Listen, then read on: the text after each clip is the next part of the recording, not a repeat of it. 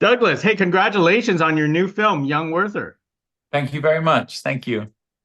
It's also always appreciated to watch these, lighthearted, romantic comedies. But let's hear it from you. What initially drew you that you wanted to be part of this project?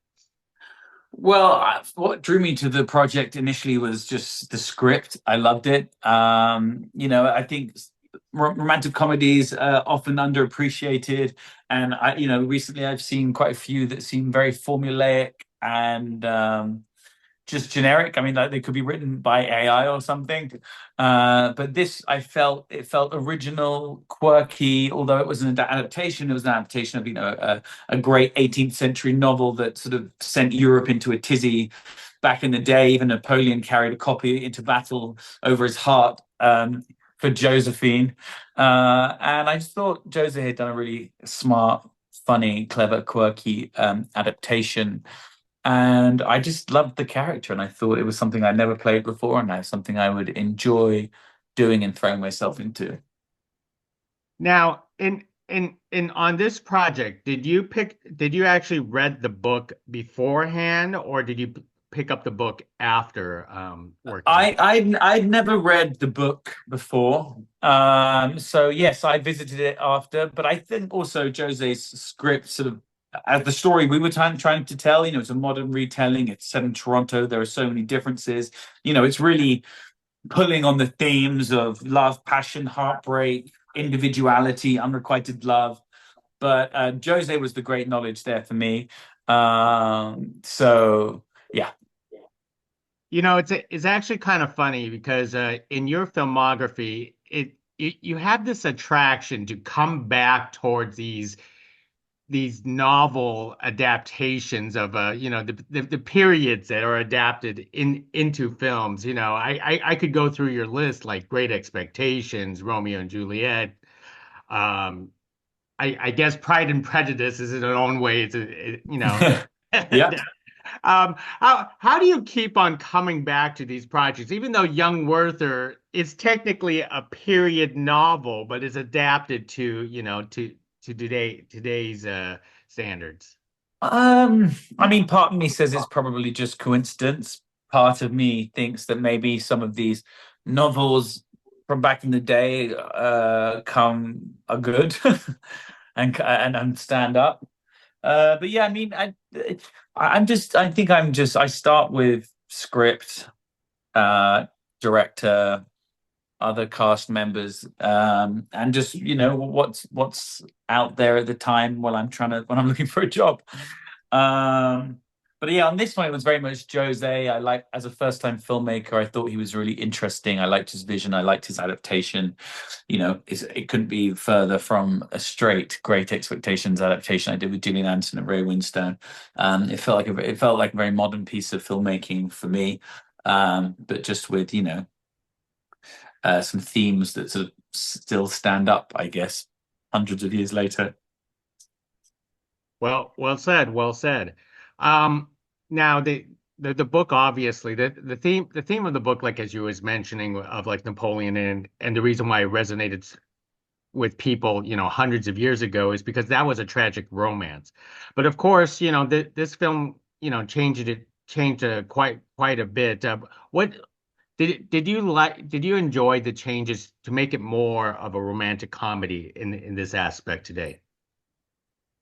Yeah, I mean, we were setting out to make a romantic comedy. I really enjoy the movie when I watch it. It puts a big smile on my face, but also makes me feel something. It makes me think. And I really like the way, I don't want to give anything away for anyone who's going to watch it, but I really like the way Jose updated the ending, but still sort of in a way kept it in place. Now, how do you approach, these romanticism onto film since you have so many under your belt? How do you approach them differently from one project to the next? You mean playing a character with romantic? Um, Yes, like young, like um, I mean, like anything else. I mean, obviously. one thing is going to be you're going to be if you're dealing with a romance, you're going to be dealing with someone opposite you to have the romance with. So I think often that starts with chemistry, being comfortable with the other actor, building something, rehearsing, going out to dinner, getting to know each other. It's a very human thing. So yeah, I mean, I approach each the same way, which is starting with the person opposite you and trying to build like a real bond and chemistry and something that's gonna, you know, feel real opposite you, you know. And sometimes you get lucky and sometimes you don't. And lucky with me and Alison, we really clicked. You know, we're quite different people in real life, but which is good for the characters as well. And then we just worked opposite each other and we enjoyed it and we had fun and we were silly and yeah, and I think hopefully that comes across in the movie. Does chemistry actually have to come naturally between two actors, like in the case with Allison, or did you have to like work on it like outside of production?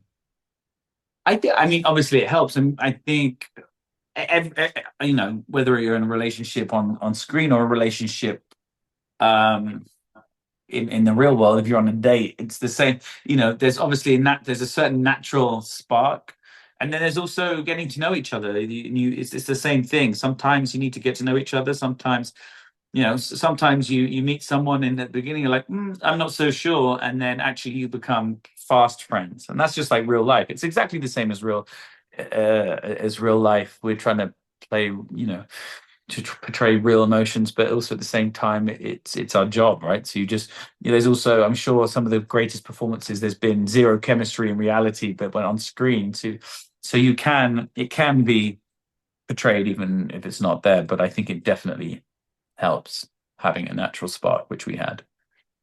I know we've been talking about your chemistry with Allison, and we forget that the concept of young Werther is actually not just the chemistry with you and Allison, but it's also you and Patrick in this film. Yes.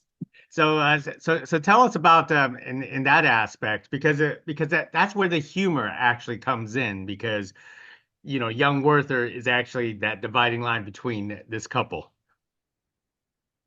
Yes, exactly. And Patrick, I thought, played it really well. It's obviously it's quite a hard part to play that, you know, the straight, good, really good, like down to earth guy. I mean, of course, he's flawed because he thinks about his work maybe more than he thinks about his relationship. But that was fun, you know, to come into you know, this love triangle and all bounce off each other and all got our own agendas. But I thought he played it really well, and I think some of the best stuff in the film is his like reactions to this very sort of bizarre man that sort of somehow sort of wormed his way into his life. How do you approach a comedy? Because you did it so well because young Werther is so goofy, but yet you come across so likable in this film. I guess that's the challenge, and I think you have to trust your director, and I had to come to work and just have this sense of play and push boundaries and you know, prepared to make an ass of myself, and know that the director had my back tonally, and guide me. And we often said it was like threading a needle through these scenes. Um, but I think, you know, deep down, you know, he wears his heart on his sleeve, and but he's a I try to. He's silly and he's funny, but I very much try to ground him in a real place. You know, where did he come from? You know, he never had been hugged by his mother, probably. You know, he had all these insecurities deep down that are driving this behavior.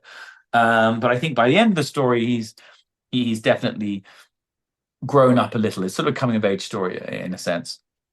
Most excellent. Well, Douglas, let me wrap it up with one last question. It's nothing to do with Young Werther, but you're going to be on this TV series, The Sandman, and I love that show. Can you tease anything about it? Because I know they probably keep you under wraps with it, but tease about being on that show for us. Um, Again, yeah, they're very secretive on that show. They keep all their cards very close to their chest. But I guess what I can say, it was just it was epic to film on. I mean, the size and the scale of the production is unlike anything I've seen. It feels like it's taken a step up from series one.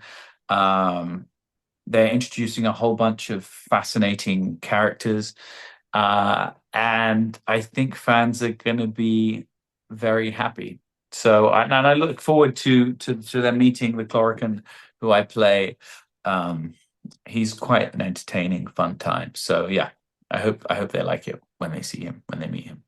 Most excellent, because that's going to be very different from Young Werther. But Douglas, I really appreciate you speaking to us about Young Werther. This is a delightful film, and you've done a splendid job. Very Thank you likable. very, Thank you. thank you very much. Thank you.